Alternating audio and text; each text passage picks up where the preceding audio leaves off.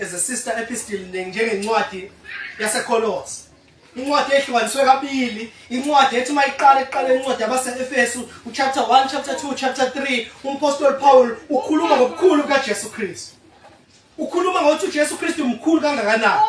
Mawufunda incwadi uchapter 1 unegama eliphindiwe ngamaversion esiNgisi elilithi kuye, in him. Likhuluma ngama-benefits okuba uJesu Kristu. Kuye uKristu uthola lokho, kuye uKristu uthola lokho. Ukhuluma ngezinto ezinkulu uJesu Kristu ayizona. Asaqhubeka na chapter 2 usakhuluma ngento efanayo bazalwane. Ukhuluma ngomusa kaNkulunkulu osindisile. Ukhuluma ngomusa omkhulu osikhiphile ezonweni wasifundisa ukuphila impilo engcwele. Amen. Chapter number 3 ukhuluma ngemfihlakalo enkulu eyibandla likaNkulunkulu. Ukhuluma ngemfihlakalo enkulu eyibandla uJesu azakhele lona. Meqala chapter 4 kungathi uPaul uyasuka ezintweni zasezulwini ubuyele emhlabeni. Ungathi uyayeka ukukhuluma ngezimfihlakalo ezinkulu zasezulwini ngobukhulu bukaJesu Kristu nangezinto ezinkulu uJesu Kristu azenzile ubuyele emhlabeni uzositshela siphile kanjani. Amen. Uthi meqala chapter 4 verse 1 athi ngakho mina siboshwe enkosini ngiyalikhuthaza kuba nami ngokufanele ukubizwe labizwa ngakho. Oh Jesus. Ngamazwi uJesu Kristu usenzele izinto ezinkulu wasindisa wasenzela umusa omkhulu from chapter 4 kuya kupheleni ku chapter 6 uPaul uzositshela sifanele ukuphila kanjani. Amen. Sifanele ukuhamba kanjani uma sisazana nalo Jesu omkhulu kangaka impilo yethu kufanele ibe njani. Bazalwane khona abantu abangeke bakwazi ukusiconvince ukubazana noJesu ngenxa yempilo abayiphilayo. Ukhona abantu abangeke basiconvince noma bangenzani ngenxa yempilo abayiphilayo angeke uconvince umuntu ukuthi wazana noJesu. Umuntu umfundisi omngane wami ngapha ePortshepstone uthi mangathiwa kuboshwa amakhono khona bangeke baboshwe ngoba ngasolakala ubufakazi bokuba amakhono. Ukhona abantu enkantolo ongeke uhlangane ufazi ukuthi uyikhono. Ongathola ufana nabo bonke abanye abangakholwa niyekeni ikholwa yini leli kwakwathini bani. Hey. Uthi omunye umshumayeli kufana nokuthi njengoba ngiqhamuke eMaritzburg uma ngingafika kini bazalwane ngithi njengoba ngifike late nje nami ngiyaxolisa ngifike late. Njengoba ngithi ngifike late nje ngithi ngihlangane nemoto code 14 wangishifiza lapha nale moto engihamba ngayo encane ngaphela kodwa ngithe ngivuka ngakhumbula ukuthi ngine appointment ngaphuthuma ngezala ngiyakholwa lo. Ngelikhona. Ngithi Amen. kanjalo bazalwane khona abantu ongeke ukwazi ukuthi wazana noJesu ngendlela abaphila ngayo. Lento wazana noJesu i-incident enkulu kakhulu lethu ushintsho olukhulu kakhulu ngendlela ukuthi awukwazi ukuthi wazana noJesu uphila ngenye indlela. Ikhona indlela umuntu wazana noJesu aphila ngayo. Amen. Ikhona indlela umuntu wazana noJesu ayiyo ukuphila kwakhe. Hayi esontweni, ukuphila kwakhe. Ukuphila kwakhe. Ndawo Paul uzosifundisa ngalokho. Uzosifundisa ngalokho. Nayi center yamazwi uPaul awasho. Amazwi angehla namazwi angenzansi abanjwa lapha ya. Ku verse 20. Uthi ku verse 20 uqale wakhuluma ngokuthi manikahambi njengabezizwe. Abezizwe abahambe kungoleni kwabo, abahambe bizeni bengqondo yabo. Abahamba kungamazini uNkulunkulu, ngamanye amazwi abaphila impilo okungamazi uNkulunkulu. Nina nikwazi ukufana nalabo bantu labo. Anikwazi ukufana nabantu abangakholwa. Amen. Anikwazi ukuphila impilo engathi angikholwa. Anikwazi ukuba nenhliziyo ezimbi njengabantu abangakholwa. Amen. Anikwazi ukufeba njengabantu abangakholwa. Anikwazi ukuba nenhliziyo ethakatha njengabantu abangakholwa. Khona umehluko ophakathi kwekholo nomuntu ongakholwa. Ingakho befike ku verse 20 athi nina nimfundanga kanjalo uKristu. uKristu kanjalo kini. uKristu uzipresenta njengongcwele kini, njengalozo ninikeza impilo engcwele, njengalozo guqula impilo zenu. Amen. Kukhona indlela esithi uma sibuka uKristu sithi asisakwazi ukuphila kanje ngenxa kaKristu osifele. Uthi nimfundanga nina uKristu kanjalo.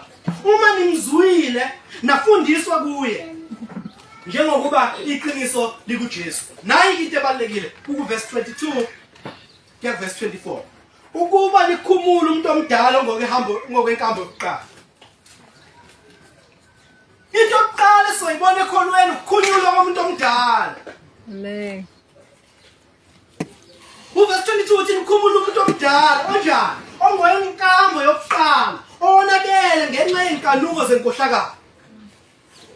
Verse 23 uthi nenziwe basha emoyeni wengqondo yenu. Amen. Ukukhumula umuntu omdala nenziwe nibe basha emoyeni wengqondo yenu. Verse 24 nokuba nembathe umuntu omusha odalwe ngokukaNkulunkulu ekulungeni nasebungcweleni beqiniso. Jesus. Lawo mazwi asinikeza yonke ingqikithi yento uPaul akhuluma ngayo kulamavesi. Usinikeza ithombe ezimbili. So umuntu egeza nento eyenziwe empapathisweni. Awuma uvuke ekulaleni usugqoka ingubo zokulala ngithi. Amen. Into ozoyenza yini oqala? Khumula impahla endala ngithi. Amen. Uma usukhumula impahla endala bese uyageza ngithi. Uma usugezile ugqoka impahla ezintsha. Uthi impilo yokusindiswa injalo. Khona into omele uyikhumule, ugeza ube musha bese umbathiswa impahla ezintsha. Amen. Into ebiyenzeka nasempapathisweni. AmaJuda amezopapathiswa abeze faka impahla ezithize. Abaphathiswa bese khunyulwa lezo impahla embathiswa ingubo emhlophe emele ukungcwele. Kuthi sebembeso ngobungcwele bikaNkulunkulu. Amen. Ngamamazwi ubuzalwane uyakwazi ukukhuluma ngalezi zinto ezintathu empilweni yakhe. Ukuthi khona umuntu omdala okhunyuliwe kimi. Ngagezwa ngenziwa umuntu omusha. Uma sengigezwe ngenzisa umuntu omusha ngembatha futhi ingubo ezintsha. Umzalwane uyakwazi ukukhomba lezi gabe ezintathu empilweni yakhe. Uyakwazi ukukhomba into eyiyo, uyakwazi ukukhomba into eyenziwe kuye, uyakwazi ukukhomba into yaseyiyo manje. Umzalwane lezi zinto ezintathu kufanele ukwazi ukuzikhomba empilweni yakho. Awukwazi ukuqhubeka nezono lokho uzenza ungakazi ukholwe. Namhlanje kodwa uthi ezulweni. Angeke ukwazi ukuthi izono ngaphambi kokuthi waza noJesu obukade unazo wanazo uthi usindisiwe kuze kube namhlanje izono zikhona kodwa uyithemba lakho lithi mawufa uya kuphi? Yesu. uJesu uyakhuluma ngale. And uJesu usiwonisha ngento ebaluleke kabi lapha kuMateyu 7. Ukhuluma ngamasango amabili. Uthi ngenani ngesango elincane ngithi. Amen. Abese likhona nesango enjani? Elikhulu.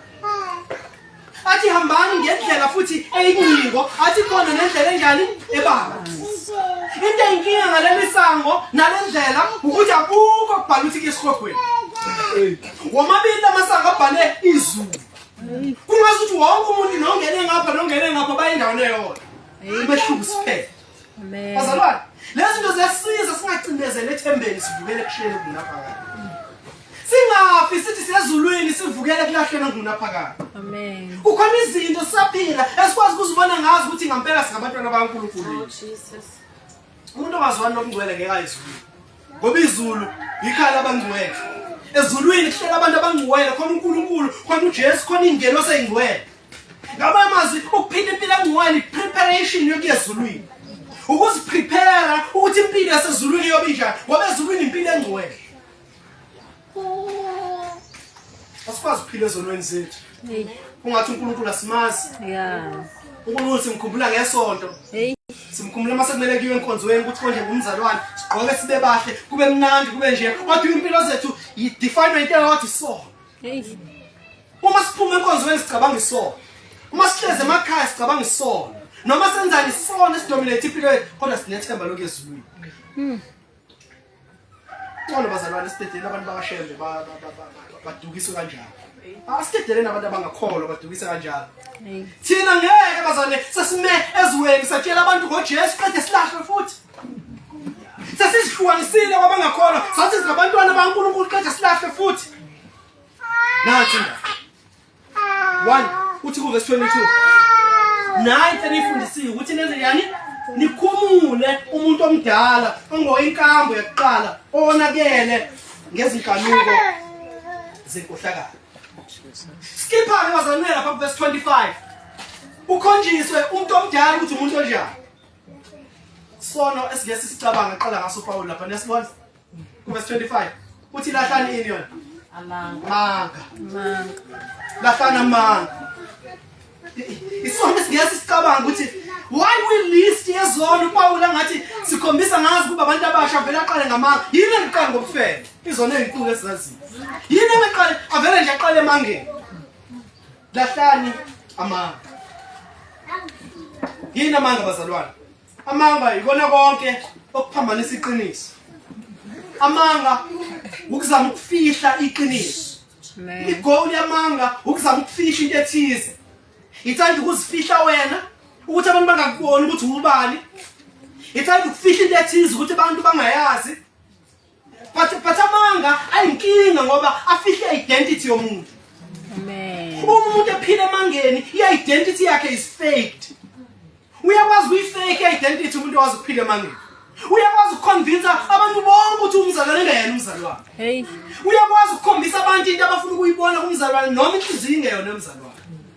Amanga inkinga ngoba amanga athi angizukuze expose abantu abazungibona ukuthi njani. Ngizonikeza abantu lento abafuna ukuyibona. Umzalwane uzisontweni njalo ngesonto ngithi. Amen. Ngizoyiyeka lento esenhlizweni yami, ngizoyifihla kuba ngiveze lento abayifunayo. Amen. Hey. Iqala kanjalo bazalwane lesono sokuzenzisa. Uthi omunye umshumayeli umzenzisi bese aphila ukhohlisa abantu kodwa ngosuku afa ngalo ila ibona khona ukuthi besikhohlisa yena. Ukuba inomuntu ongena uma usaphila ukhohlisa abantu. Abantu bayakujabulela babone uyinto enkulu kunalento yiyo. Babone uyinto engcono kunalento yiyo. But the day uzobona ukuthi akubona abantu bengakhohlisa. Mina uqobo bekhohlisa. Yeah. Ngabona hlana manga.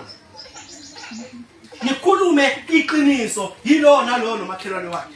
Lento ekhulunywa labazalwane amanga nje ajwayelekile. Khona abantu abanamanga wasiyakwazi. Nabantu abakholwayo abanamanga. Banamanga abantu. Asale banamanga bazalwane. Omunye wakusuka ungamubuzanga nje kusukele ngamanga. Ungasho wena ukuthi akekho inkinga yena kanjani kusukele ngamanga. Amanga. Abantu banjalo bazalwane banamanga abantu.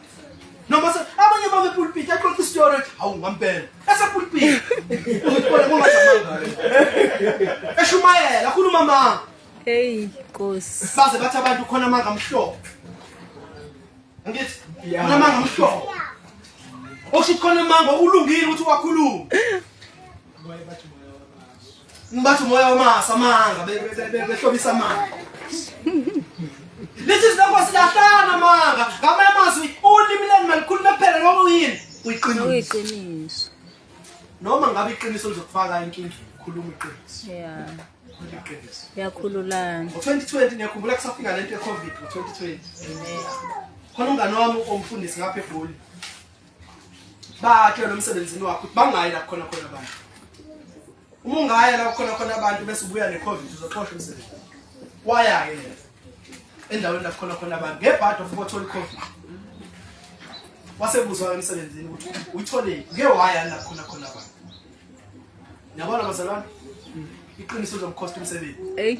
beyakhuluma iqiniso lizomkhosta umsebenzi akasebenza namhlanje waye ngoba wakhuluma iqiniso Neza bazalwane iqiniso likhuluma noma uzofaka inkingeni noma ngabe kunjani you speak the truth Khuluma lokho kuyiqiniso ngasonke isikhathi lahlana manga nikhuluma iqiniso isigaba sesibili sokukhuluma iqiniso ukukhuluma iqiniso ngawe Amen. ukutshela abantu iqiniso ngokuthi wena ubani ungatshela abantu lento abafuna ukuyizwa ngawe kodwa batshele lento yiyo Amen. khuluma iqiniso ngokuthi yini egcwele enhlizweni yakho uyamthanda ngempela uJesu la noma inhliziyo yakhe igcwele isono ukuthi uPaul uthi kusiza ngani lo uthi kusiza ngani uthi ngakho ke lahlana manga nikhuluma iqiniso kube yilo nalo nomakhelwane wakhe ngokuba singamalunga omunye nomunye khona lento singayibona kungani uPaul avela athi manje khuluma iqiniso khuluma iqiniso ngoba singamalunga omunye nomunye uPaul is giving us a picture yomzimba ohlangene umzimba ohlangene bazalwane uyasebenzisana usebenzisana kanjani amehlo uma ebona ukuthi kuyawiwa lapha awazi utshela ingqondo ukuthi akuyiwa ngoba umzimba wonke uzosafarisha ngithi Amen. amehlo uma ebona into eshisayo awazi ukuthi kuyabanda ngoba umzimba wonke uzosafarisha ngithi Amen. izinenkosi lithi libaleke lapha iqiniso ngoba isono sakho musifihla saffect umzimba wonke bonke abantu abaziwa ngokuthi bazana nawe bangcola ngenxa yamangaka uma bekhona abantu abakwazi ukuthi wena ubani ungcola umzimba wonke ngamangaka iqiniso angakwazi ukusizakala ungazisho ukuthi ubani tshela abantu ukuthi ubani tshela abazalwane ukuthi ubani lithi iBhayibheli encwadini kaJakobe vumani izono zenu omunye komunye ngithi Amen. vumani izono khulumani nibe honest khulumani iqiniso ube yilona lokho omunye kungenjalo sifana nomzimba onikezana ama false signals Hey. Sesifana nomzimba wodwa umzimba kodwa inqondo ikhipha ama signal abanga. Ikhombiwa ithi umgwaqo. Ikhomba isitofu esibandayo ithi indawo yokurestisana. Lo mzimba is working against itself. Ulwa wodwa lo mzimba lo. Umzimba ungakwazi ukukhombisana okuyiqiniso, ungakwazi ukunikeza ama signals ayiqiniso lo mzimba ngeke usapha.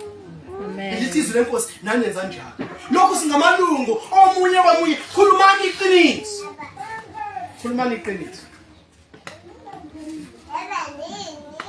Isono sokuqala ekuthiwa masisilahle makukhunyela umuntu omdala isono samanga. Masilahle namanga. Masibe naked. Simele isikhulume iqiniso ukuthi singobani phakathi kwabazalwane. Nasi isono sesibili. Verse 26. Ofanele sisikhulume. Before sikhulume ngesono sesibili. Lapha kunezinto ezimbili ku verse 25 ayikhulumile uPaul. Futhi lahlana manga bese thini nenze njani? Ukukhuluma iqiniso. Ngamanye amazwi ukukhumula nokwembatha lokho angithi? Amen. Khumulani umuntu omdala obekadaziwa ngamanga nembatha umuntu omusha owaziwa ngani manje? Ngeqiniso. Iqiniso. Put on. Gqokani umuntu omusha. Gqokani umuntu omusha. Bhayibheli malikhuluma incwadi yabaseKorinte lesibili chapter 5 verse 17. Ithi wonke umuntu okuKristu isidalwa esisha ngithi. Amen. Oqala kudlulile bheka sekuvela okusha ngithi. Athi challenge yethu ababaningi abantu abangakwazi ukusho leyo ngempilo zabo. Hey. Baningi abantu abangakwazi ukuthi impilo yami yokuqala isidlulile. Sengiphila impilo entsha manje. Impilo isafana. The only thing ukuthi use-ede isonto phezulu kwempilo yakhe. But usengabe umuntu ayiwuye. Hona nje into asaziwa ngayo ukuthi useyasonta ke kodwa. Useyasonta. Labantu engabafuni engakholwa ngabafuni namanje. Hey. Labafanele baqome ngakholwa usabaqomile namanje. Usengiyona yonke into umehlungu nje ukuthi use-ede ukuthi Kusiyami. Hayi. Socasha. kumlala umuntu omdala. Amen. Embatha umuntu omusha. Embatha umuntu omusha. Umngcwele kuyilento iyona abantu bengakubuka. Umngcwele bangaphela yile ndlela okucabanga ngayo ngekho umuntu obona. Amen. Yile nqumo lezo zenza engekho umuntu okholwayo ozozazi. Lezi nqumo lezi ozazi wena noNkulunkulu, lezi indlela oyihamba ebusuku, lezi zinto ezibhalwe lapha emafoni, nabo umngcwele bakho. Hey. Nabo umngcwele. Lento uyiyo kusithekile. Okwesibili, thukuthelani ningoni. Thukuthelani ningoni. Kabona umyalo lo thukuthelani lezo bazalwane. iBhayibheli akaliniyazi ukuthi thukuthelani bo. No. Kodwa iBhayibheli likhuluma esimweni la uficwa khona isimo sokuthi thukuthele. Uthi thukuthelani bese niqaphela yini masiyane? Ngibona. Kuyini ukuthuthela wona ukuthuthela uthukuthelani? Ukuthuthela uqalekise. Izona zonke lezi zinto abantu abazenza bethukuthela, ukuthuthela ulwe, ukuthuthela ube nolaka. Zonke nje usuwele ekoneni ke masoja. Amen. Suwele ekonweni makunje. Ezinye zezinto ezingakusiza ukuthi ungathukutheli. Uyazi ukuthi yini? Ukukhumbula ukuthi awubalekile kangaka. Uzikhumbula ukuthi awubalekile ngalendlela oyithi ubalekile. Uma abantu emhlabeni babethuka uJesu bemthukela ngamathe baze bamlethela esiphambanweni inkosi yamakhosi engakaza thukuthela. Usho ukuthi uyinkinga impela sengasho umuzi ukuthi uthinto wena. Ukuzibuyisela kwiposition yakho ukuthi uyinga impela emhlabeni. Mina nawe siyinga impela emhlabeni. Sizidalwa ezingadeserve honor, ezingadeserve lutho, okungekubi futhi ukuthi sithukuthelise. Amen. Kodwa baseKorinte bokuqala sahluko sesithupha. Uthi uPaul lapho nalelana ukoniwa na ngoba nani niyona. Yawazi lo mazika Paul. Ninqabelana ukoniwa na. Uthi sekuyisici kini ukuthi ngihambisana inkantolo niyamangalelana. Ngoba akekho ufuna ukoniwa phakathi kwenu. Akekho ufuna ukuba offended nangephutha. Wonke umuntu mayekwathintwa nje inanda yonke yokwazi yokhaliswa kweambulance inanda yonke leyo yokwazi ukuthintiwa. Hey. Ngokuthinti wena ngithi. Amen. Lithi sinenkosi kodwa ngoba nawe uyona nje. Yini ube so sensitive makuthinto wena ngoba nawe uyona. lithi izwi lenkosi ninqabelani ngisho ukuphangwa uqobo ukurojwa ukuthatha izinto zenu ngoba nani niyaphanga la into yokuqala ungakwazi ukuyikhumbuza ngayo ukuthi ngifanele ukoniwe ukukhumbula ukuthi awubalulekile ngalona Amen. ukusibuyisela isimoyeni oyisi ukuthi ngiyini njengomuntu ngumuntu njengabantu bonke uma abantu bekwazi ukofenda hayi uJesu nje kuphela uNkulunkulu uqobo uma ungaphuma lapha phandle uthi uvangela abantu batshela ngoNkulunkulu ngazi izinto abazisho ngoNkulunkulu angithi Amen. kodwa lezo zinto bazisho endleleni zakhe uNkulunkulu obalalela ukhona endaweni zonke angithi Amen. uNkulunkulu unamandla onke akavula umhlaba akavalele same time akalethi izulu libashaya same time angithi uNkulunkulu uqobo uyakwazi ukubeze kodwa kwathimba isoni esinjengami nawe oho kuyozwakala ukuthi uthintiwe namhlanje ngicela ukuni-offenda bazalana nibalulekile Amen. Amen. anibalulekile ngalendlela nibaluleke ngayo ntshethi nibaluleke ngayo yingakho kweniwe kungafanele kuni-offende kakhulu ngoba kuthintiwe ngisho umuntu omkhulu emhlabeni uma kuthintiwe mina nawe singabantu Amen. lithi izwi lenkosi thukuthelani kodwa ninjani ningoni ngamanye amazwi ekuthukutheleni kwenu qaphelani ukuthi anoni ngelinye ilanga ngahlala ebandleni ngafundisa ngokuthi ingane discipline kanjani umzali yabothi ingane nje mayibonile ukuthi ingane ishawa kanjani izwi lenkosi lithi ishawa kanjani hayi nje lokho esikufundayo kodwa izwi lenkosi lithi Hey.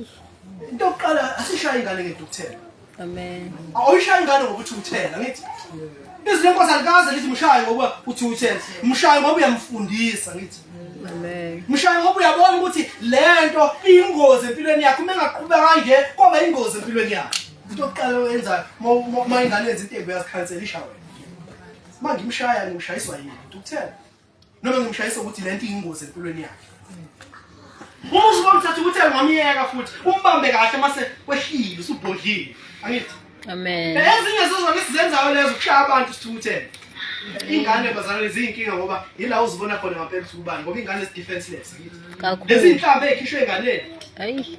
nokujijela ngecathulo kuseyinganeni nayo yonke iveza ukuthi ngempela kubani futhelani ningoni into esifinile ngama ningashoni kunjani Thukuthele. ngabe mazokushiwo nje labazalwane ukuthi uma uthukuthela manje ekseni wona uqalaza ukuthi usathukuthela uselishonile yini lithi iBhayibheli no intukuthela yakhe ayibe isikhathi esincane kakhulu Amen. akube isikhathi esincane kakhulu sidlulile isikhathi esincane sekudlulile njengengane yabona ingane oyishaya manje uma isikhala ukuthi wozala kumini igijima ize kuwena futhi ithuliswe uwe ngithi Amen. ilonto ukuthela iBhayibheli lifuna sibe nokukholwa kwayingane kwabantwana bethi uJesu uma ningaphenduki nifane nalomntwana ngengene umbuso wezulu khuluma ngento enjalo la nentukuthelo yethu i-short lived esikhathi esincane sikhala manje sihleka manje kubuhlungu manje sesidlulisile manje abazalwane bethi hayi impela mina ngona lami lesidlo senkosi yabona into ayenziwe ulami lesidlo senkosi uma uyasho ngathi hayi impela uNkulunkulu kama ngangixoleni nabo ukuthi ngingaxoleka lento Hayi size Jesu. ukuthelweni mayibe isikhashana Amen. thukuthelani ningoni lithi iBhayibheli mangashoni futhi ilanga lisathukuthela akusho njengoba ngisho bazana akusho ukuthi yozama ubheka ukuthi lo shona nini ulinde mase sithela ukuthi hayi sekukhona uthi intukuthela yiba esikhashana Amen. isikhashana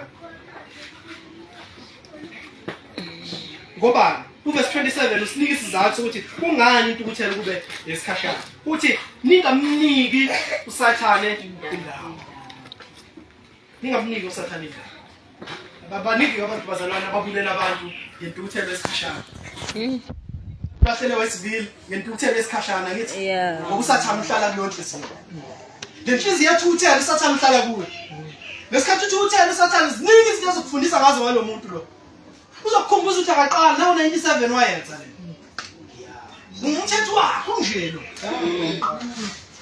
usathana uyayithanda lo nhliziyo uhlala kuyo don't come share hlala yabo isikhathi uqungelele intukuthelo nosathana don't come share uhlala phansi uyakufundisa ukufundisa umuntu lo muntu uyaqala usathana ukukhumbuza ama phone calls okumele uwenze ukuze ubatshele ukuthi mubi kanjani umhlobo Yilike inhliziyo mayisinhle. Seninika usathana ithuba lokho. Yeah. Bible malikhuluma ngentukuthelo uJesu uthi inesono sokubulala uMatthew chapter 5. Uthi nizwile kwathi ungabulali kodwa mina ngithi lona lo uthuthelela umfowabo unecala ubafile. Yes. Ngamanye amazwi uJesu uthi nokubulala, ukubulala kuyisono esikhulu esiqhamuke esonweni esincane sentukuthelo. Intukuthelo iyisono esincane sithi mase sikhulile se result ekubulaleni.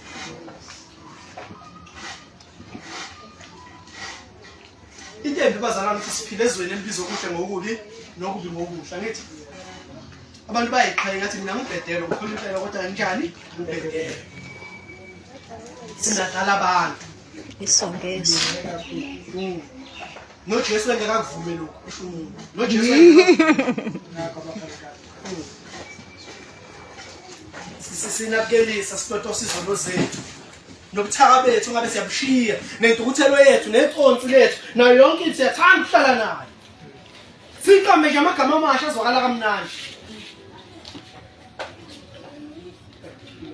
bizwa ngama-anger issues bizo ngama-anger issues kusho umuntu esindisile kusho umuntu iBhayibheli lithi lahlanu izona lahlanu ulaka lahlanu ukuthukuthela athi umuntu mina ngama-anger issues nabazali ngoba bafuna uku-obey iBhayibheli babona ukuthi kungcono ama-psychologists awashela kungcono athi ngingathenda itherapy akho-therapy la kushizono Amen.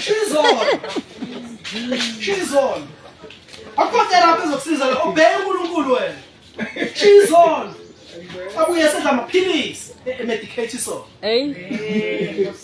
isona asicishe nge-medication isono obadile obey iBhayibheli. Amen.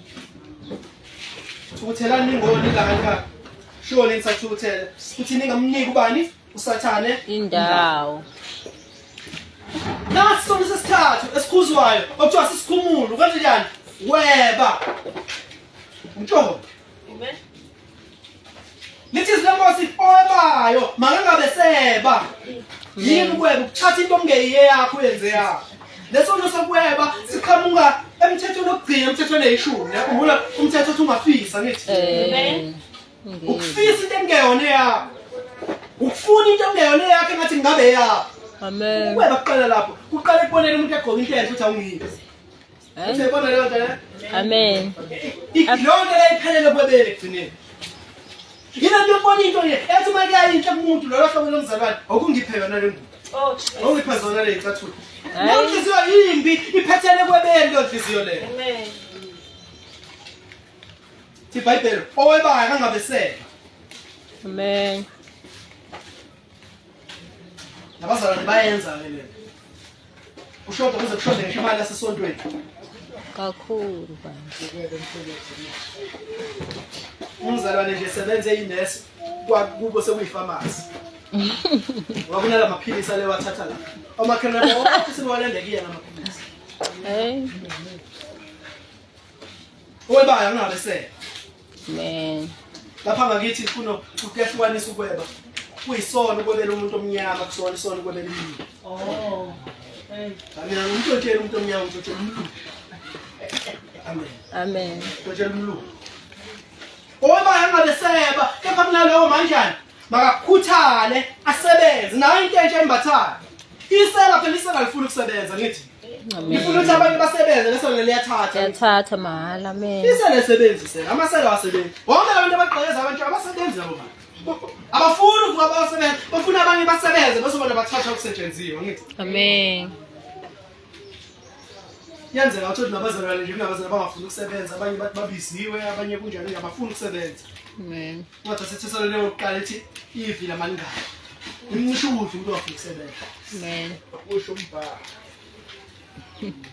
Owebayo ngobeseba kepha kunalo makakhuthale asebenze okuhle ngezandla zakhe. Bese naku okwembatho okusha azokwenza ukuze enze njani abele notho kuze abe notho lokwabela abantu la ngamanye amazwi owebayo hayi ukweba kodwa wenze njani akaphe manje alikho ikholwe eliyisela alikho ikholwe elidla imali zesonto njalo ngonyaka mase sibhalansa amabhuku awahlangana amabhuku yimbi-ke lento bazali ngoba yenziwa nabefundisi abefundisi abangenayo i-financial integrity abadlimaze sona nakho sesivala okunye okubalulekile makungaphuma emlonyeni wenu nalinye izwi elibolileyo ultimately into esenhlizweni yethu lithi iBhayibheli izwakala kuphi emlonyeni wethu angithi Amen.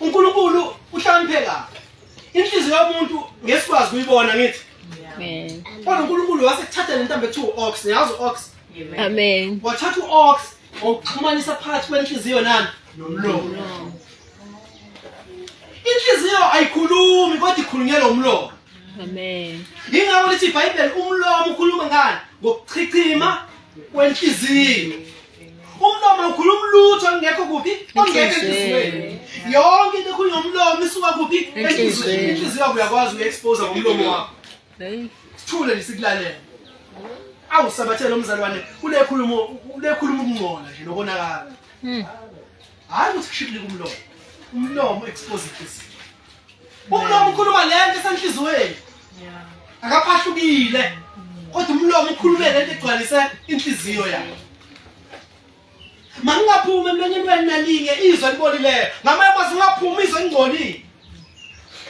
mangaphuma imkhuba nenkohlakalo emlonyeni wenu mangaphuma inhlambe emlonyeni wenu Amen. mangaphuma inhlebo emlonyeni wenu Amen. mangakhuluma indaba emlonyeni wenu Amen. ningakhuluma izinto ezibulalayo emlonyeni wenu nalazo hlobo labazalwane Amen. ozohlala uzwa ngayo ukuthi kwenzakalani esontweni obani abaxabene obani manje yabo zohlobo lolo Yebo. ozwa ngayo zonke indaba zesonto zikuyena lo mzalwane lo obuthi ngisho umuntu aziyo ukuthi uphila kahle athi mina ngingangitsheli ngalona yabo zohlobo olwazi yonke into olikhuluma ngawo wonke umuntu olwazi yonke into Amen. angabi lolo hlobo labazalwane makungaphuma emlonyeni wenu nalinye izwi libolileyo amazwi angcolile amazwi obulalayo amazwi asilendanishayo esikhuluma kabi ngabantu amazwi angcolise reputation yabantu amazwi ahlose ukwenza abanye abantu babe babi ebandleni nasemphakathini ngithi ayikho into enkinga njengokwehlelwa yilento uma umfundisi ngoba thina abazalwane asithembeki ngenxa yezitifikethi zase-Bible school but yinto eyenza inceka kakhulu ithembeke i-reputation i-reputation usathane uma esefuna ukuyigudluza inceka kaNkulunkulu into azoyenza usebenzisa labazane abangathuli ukungcolisa igama layo Amen. angikhulumi abazane ngabo labo abagangile vele ngikhuluma mina ngomuntu ophila impilo yobungcwele ezinye zezikhalo usathane azomuyisa ngazo ukuthi kube khona abantu abazohlala bethi ungangitsheli ngalo ngiyamazi ayikho into esinayo ukuthi nishumayela abazalwane lesitifiketi saseBhayibheli school asiyizeleze uma i-reputation ingekho uma ungenalo igama elihle emphakathini ayikho into eshumayela kubantu Amen. mangaphumi emlonyeni wenu nalinye izwi elibolileyo kodwa kube yenjani ngelungelo ukwakha ngamanye amazwi umzalwane umuntu okhuluma into yakhaya umzalwane okhuluma naye abazalwane umuntu okhuluma izwi likaNkulunkulu njalo uyilomuntu ogqugquzela abantu ukuthi baphile emngcweleni njalo ezinye zezinto i-test enganginikwe omunye umfundisi walapha e-South Coast abaningi bayamazi uCekwane ngesikhathi ngizogana ayithe umkhizi umbhelo siso ozokugana yabona lamakhono eniwenzayo mase nifonelana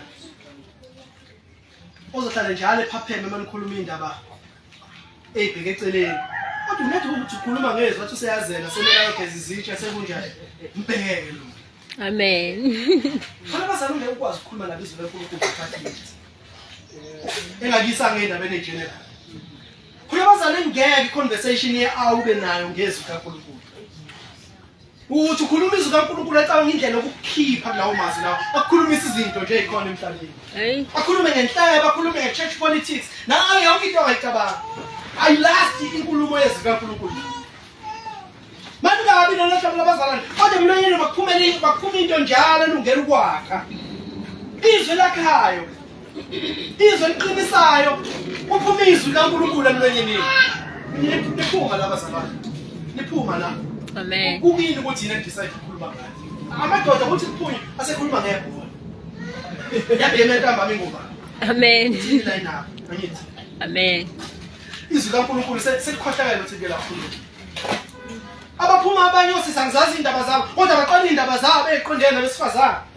Amen. Izwi kaNkulunkulu kalikho la. Okhuluma izwi kaNkulunkulu kuthiwa uvesi real. Mala Jesu. Ahlale kusathe iBhayibheli, kusathe iBhayibheli. Phethe inzululwane yamavesi.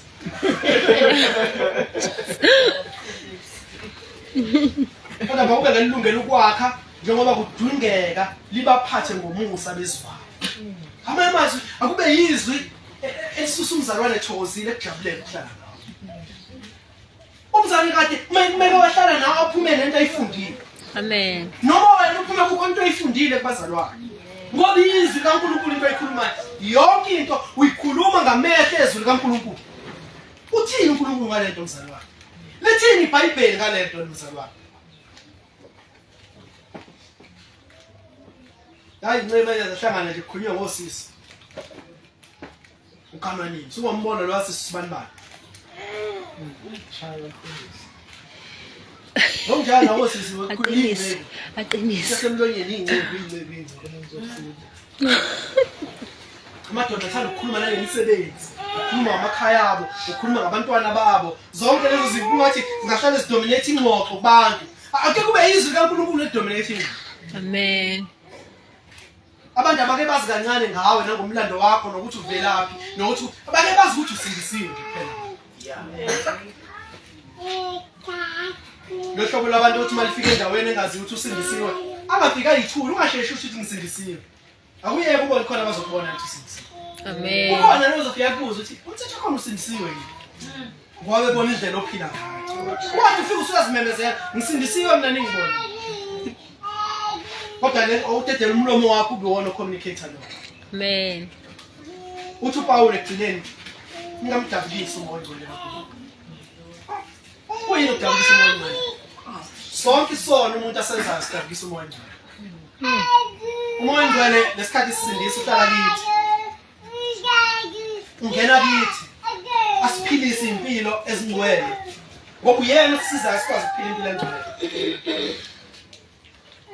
Umoya ngcwele bazalwane akahambe thutha ngiyazi ke leyo theology ethi wenza isono umoya ngcwele uyakushiya aphinda abuye futhi masuyibuyisela umoya ngcwele bazalwane akehle enywane emthwala uma umoya ngcwele njengoba iBhayibheli lisho la lithi ningamdabukisi umoya ngcwele nabekwa ngayo uphawu kuze kube nini usuku lokuhlenga ngithi yini usuku lokuhlenga ukubuya kaJesu uzohlala kumzalwane kuze kube usuku lokubuya kaJesu kodwa uyakwazi ukuhlala edabukile umzalwane. Amen. Uma ngathi umoya ngcwele uyakushiya ngeke uphinde ubuye zonenza.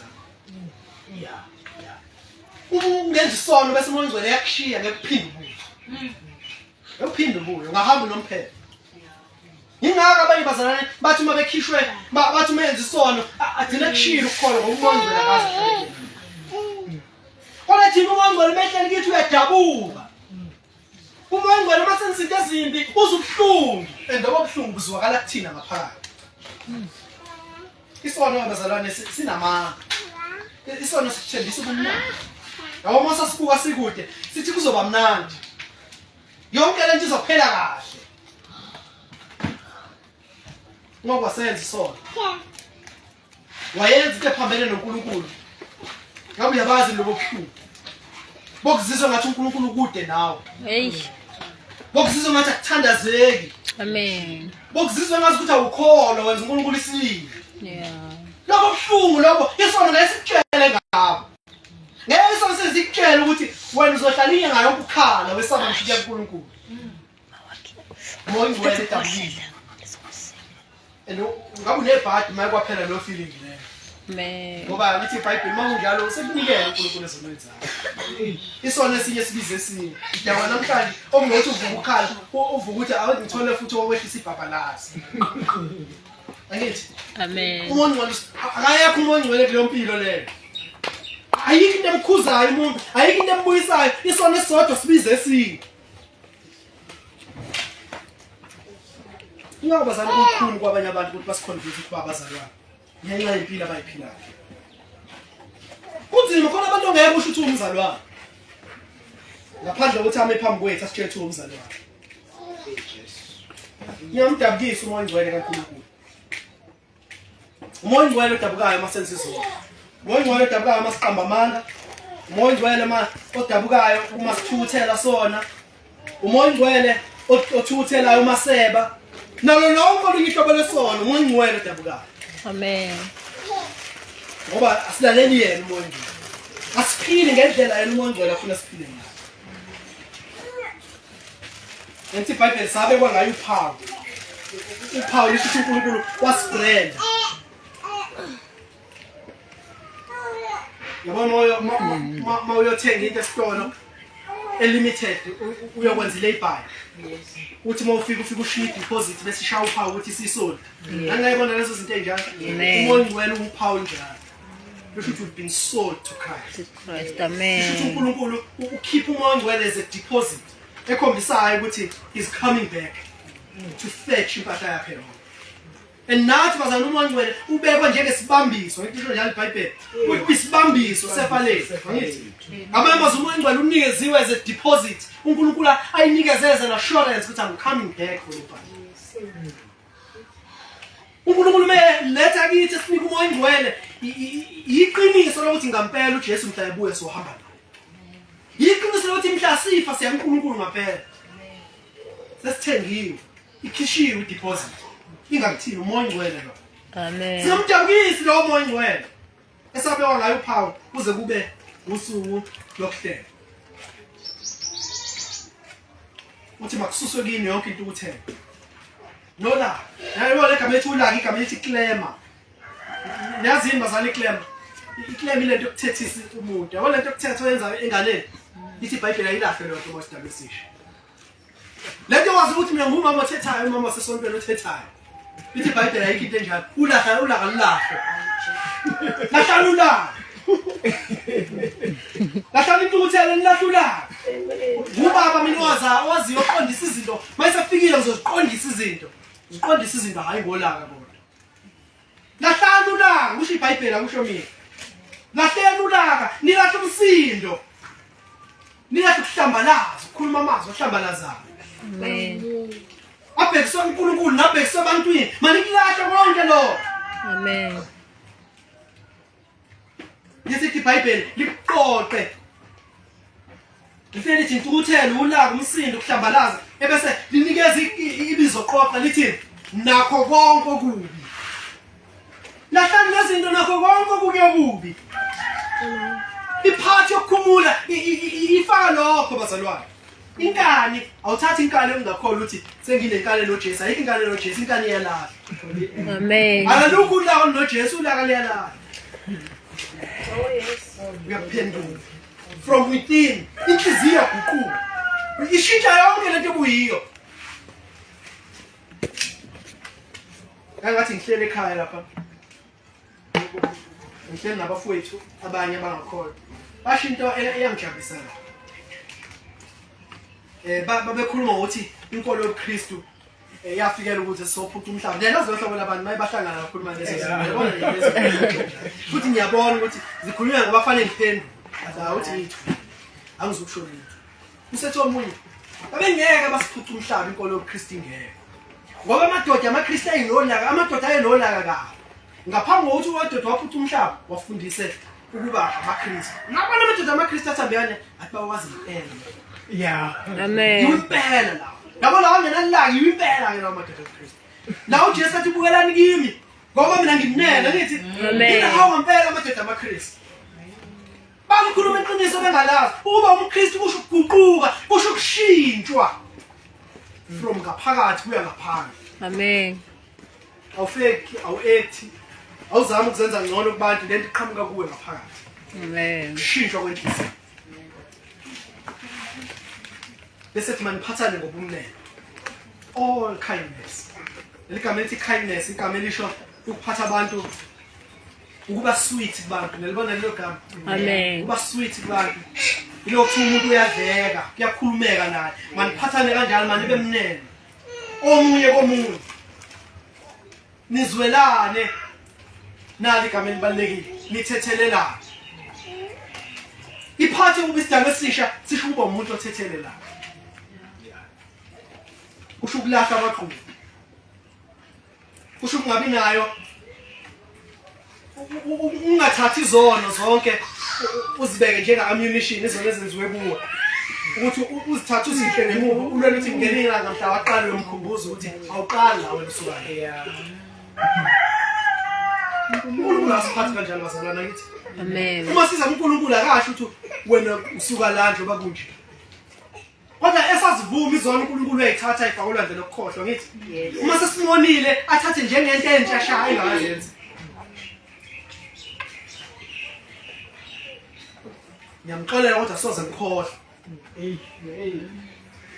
engikhohle into angenze yona ngiyamxolela kodwa nje ngifuna ukugcina le kude nazo ngithanda kwi distance basho njalo uhlamaza ukungakholwa safundiswa yizwe uJesu asithethelela kanjalo besizitha ikaNkulunkulu kodwa senziwa abantwana bakaNkulunkulu angithi akazange uNkulunkulu athi ngisizono zabo kodwa bahambele le kude nami uNkulunkulu sithathe siyizitha wathi ngifuna bazohlala nami ngunaphakade nayo kuntethela yenza ubudlelwano bube ngcono kunangaphambili Amen. Ensithethelela njengalokhu noNkulunkulu wenza njani wasithethelela kuphela kama sifuka indlela uNkulunkulu athethelela ngayo ebese ngathi sithethelela kanjalo masikhuleka nathi sithi usithethelela izono zethu njengoba sibathethelela abasonayo sisho ukuthi uNkulunkulu akasithethelele ngale ndlela esithethelela ngayo yabona lo muntu othi amfuni yabona lo muntu othi nje mina cha ngiyayibona impela kodwa yabona nje lo hayi ba sithi uNkulunkulu akasithethelele kanjalo walungu ngazi ulwini mawuthethelela nje ubuthethelela No. ungazibiza ngomzalwane mangathiwa indlela othethelela ngayo indlela noNkulunkulu akuthethelela ngayo ukuthethelela kwethu kusho ukuthi sithatha izono zabantu sizibeke ngemuva sibabuke ngeso lisha sibabuke ngeso lisha nithethelelane njengoba noNkulunkulu wathethelela kuKristu asibuyele nemuva ke sesibani nine G's yalamazwi ukukhumula umuntu omdala ukubuka impilo obuyiyo ngaphambi kokuthi wazane noJesu Amen. reflector back uzikhumbula ukuthi njengomzali bengiphila kanjani ngamazi uJesu angeke phela uphilise kwedemoni ngamazi uJesu uphilise kwedemoni siwazana noJesu Amen. angeke uphile ngathi ufuna esihogweni ungazani noJesu uphile ngathi ufuna esihogweni siwazana noJesu ukhona izinto okumele ziphunyulwe ukhona impilo ukhona izinto empilweni yakho kumele uyishintshe ukhona into okumele uyilahle ukhona izinto okumele uyibalekele ukhona izinto ukuthi uma uzibuke njengethuba kodwa manje uyibuke njengani njengesilingo amathuba phela isilingo masisindisiwe Amen. uma uthola ithuba uma ungakhona uthola ithuba phela lokuphuma ayojiva kuze kusadanga utshwala ngithi kodwa uma uthola ikhola enjalo ethi asiwu ibonani manje isilingo iyangelinga ithuba lokwehla kwenyuka endlini zabafana endlini zamantombazane akuselona ithuba sekuyisilingo wathi ukubuka kuyithuba lokwenza manje sekuyisilingo kumele usibalekele akhunyula umuntu omdala bazalwane amen reflect ukhumula umuntu omdala uguquke ulahle zonke ama-habits akhe amadala Amen. lahle yonke imikhuba ethandele kuwe ehlala iminyaka ngeminyaka unayithulela lapha ecelongweni bonanga-90 elithi ngisho amanzi olwandle yabona ulwandle engakanani bazalwane Amen. ulwandle lukhulu ngaphezu komhlaba ngithi nakwazi lokho umhlabathi lo omile mncane kunolwandle ulwandle lona olukhulu emhlabeni ngithi uma bekungathathwa wena noma mina ngedwa bese kuthathwa wonke amanzi olwandle athelwe phezu kwami abengeke ayigeza izona bengageza yonke into kodwa ayizona bengophuma sengimhlophe ngiphucuka isikhumba lesi nezono zami zinjengoba zinjalo Amen. ngisho amanzi olwandle bangayigeza izono zami igazi likaJesu kuphela ligeza izono uma sisazane noJesu ilapho lesigezwa kabusha siba zidalwa ezinhle ngasikhumula umuntu omdala sihlanzwe ngegazi likaJesu sibe zidalwa ezintsha njengomuntu uma ekhumula impahla endala egeza ebese sembathiswa ingubele nikhumula umuntu omdala ngenkambo yokuqala onakela ngenxa yezinkanuko lenkohlakalo nenziwe bashe emoyeni engqondo yenu nokuba nenziwe njani nembathe umuntu omusha odalwe ngukaNkulunkulu ekulungeni nasendleleni beqiniso. Amen. Baba siyabonga ngezwi lakho elingcwele namandla